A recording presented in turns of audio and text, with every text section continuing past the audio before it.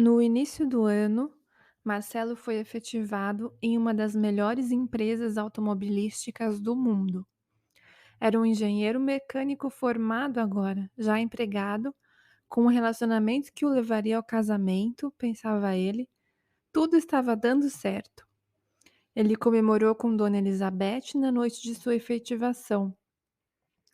Ela se sentia aliviada pelo filho ter encontrado uma namorada como Michele e por tudo que a família dela fazia por seu filho.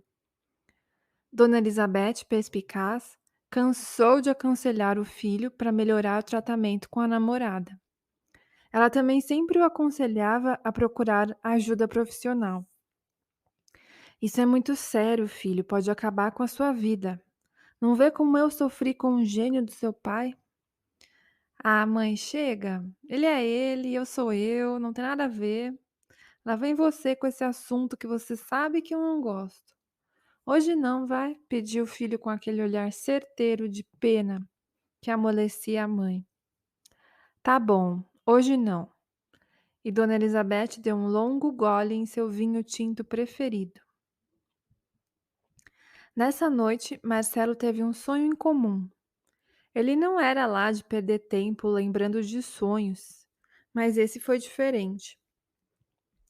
Extremamente vívido, tanto pelas sensações, que pareciam reais, quanto pelas imagens perfeitamente nítidas. Ele estava na clareira de uma floresta. Não era uma floresta tropical, ele podia ver pelo formato das árvores que lá estavam. Estava transtornado, explodindo de ódio como nunca sentiu em sua vida. Sua roupa era de um camponês, um pouco suja do trabalho. Empunhava uma arma de fogo grosseira. Podia sentir seu peso e o tremor de sua mão ao segurá-la. De repente ele gritou: "Mentirosa!" e disparou. À sua frente, caindo no chão, estava Michele, apavorada. Marcelo acordou com o coração disparado, assustado com a imagem da namorada caindo no chão. Ele se alegrou ao ver que o relógio marcava 3h07 e que ele era apenas um engenheiro que tinha acabado de sonhar, não um camponês homicida. Viu no que dava as conversas da mãe, ele pensava, enquanto tentava achar uma posição confortável na cama, que agora parecia mais uma tábua de pregos. Ele precisava tirar essas imagens da cabeça e dormir. Apenas isso. Era só um sonho. Alguns meses mais tarde, Marcelo e a namorada tinham ido jantar em um restaurante japonês famoso na cidade. Na volta para casa, quando passavam por um cruzamento, um outro carro resolveu passar pelo mesmo lugar, na mesma hora, na perpendicular.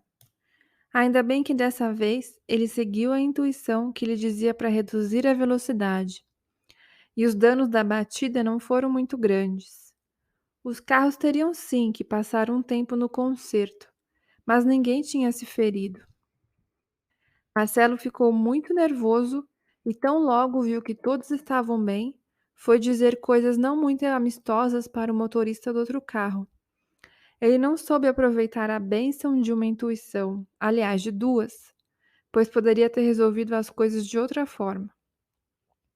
O outro motorista, sentindo-se ameaçado, levantou-se do carro disposto a revidar, e foi o que aconteceu.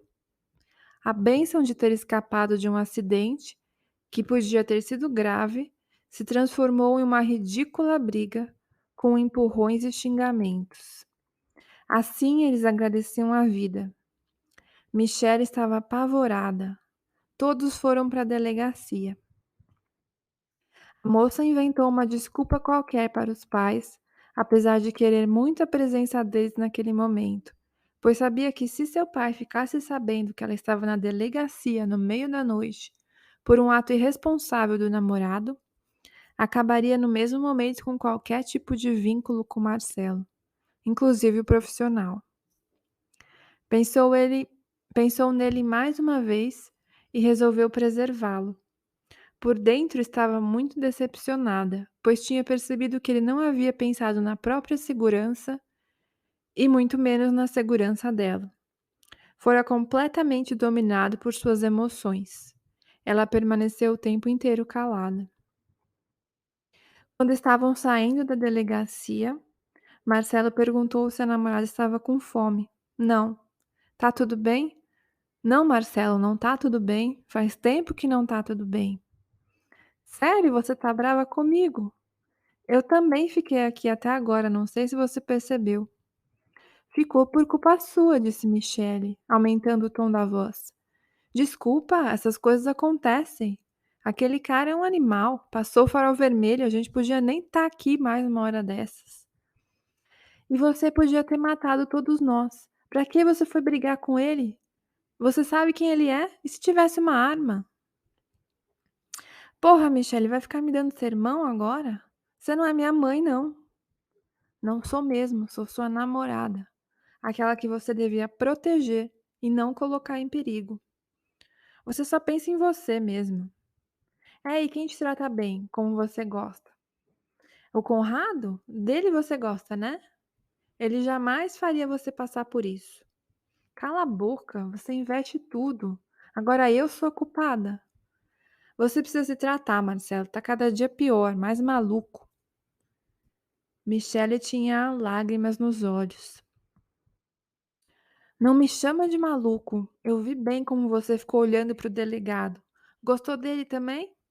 E as vozes diziam: Você é muito frouxo. Não vale nada, Marcelo. Ela te engana. Você acha mesmo que ela te ama? Ama nada.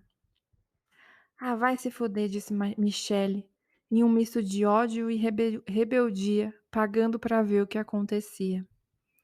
Olha aí, ela nem te respeita mais, seu fracassado. Você não serve para nada mesmo. Vai deixar ela falar assim com você? Você não é homem. Por isso Conrado é mais homem que você. Ela não fala assim com Conrado.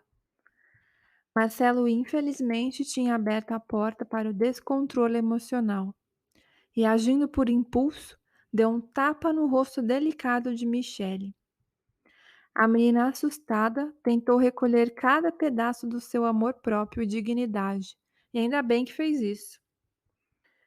Desculpa, disse Marcelo no instante seguinte, quando percebeu a barbaridade que havia feito. Não encosta em mim, nunca mais, Marcelo, nunca mais me procura, disse Michele, chorando com muita tristeza. Lágrimas verdadeiras saíam dos antes tão adorados olhos castanhos. Parecia que o agressor estava fora de seu corpo de tanta dor que sentia. Não, não faz assim, perdão. Eu sou um idiota. Não sei o que deu em mim. Eu prometo para você que eu vou mudar. Nunca mais vou fazer isso. O rapaz chorava e tentava abraçar a moça. Não chega perto de mim, e se você tentar, eu conto tudo pro meu pai e ele te demite na mesma hora. Eu tô falando sério. Nunca mais quero te ver na minha frente. E assim acabou o primeiro relacionamento de Marcelo. Ele tentou se desculpar de todas as formas, mas a moça realmente estava decidida a tirá-lo de sua vida. Ele sofreu muito. Não cumpriu a promessa de mudar que fez a Michele. Ao contrário, tornou-se mais amargo e seco, árido, empurrando lá para baixo seus mais sinceros sentimentos. Uma pena. Eles podiam ter tido uma vida bonita e cheia de aventura juntos. Mas a vida segue.